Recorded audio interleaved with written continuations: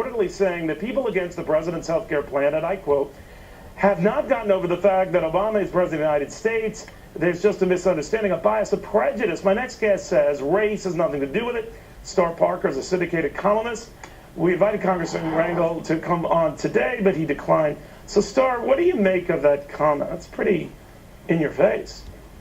Well, it is in your face, and no question, the left for the last 40 years has very successfully intimidated the rest of Americans into allowing them to expand government. But this time, the American people are saying, no, we've had enough. We're not going to allow you to take over almost 20% of the economy and enslave us the way that you've enslaved others.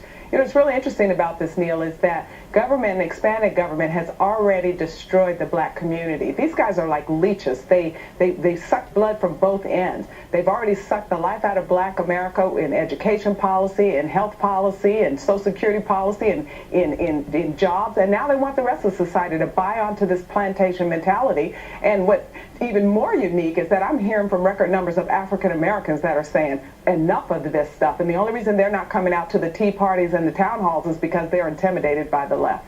Let me ask you, Star, about what seems to be a trend here beyond what Charlie Rangel said to what New York Governor Patterson has said, that, you know, he wouldn't be getting a lot of the grief he's getting if he weren't an African American, and I could go on and on. But is this a big issue in the African American community, and are some, as you indicated, saying enough already?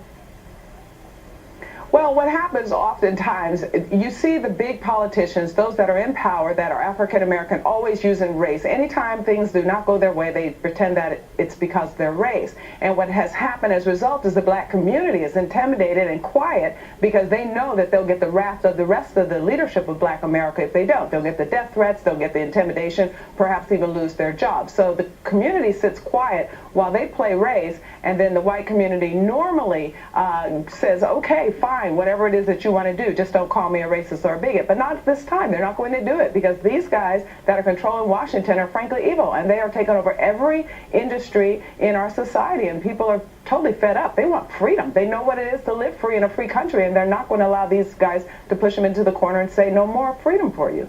Wow. Star Parker, good having you. Thanks for coming.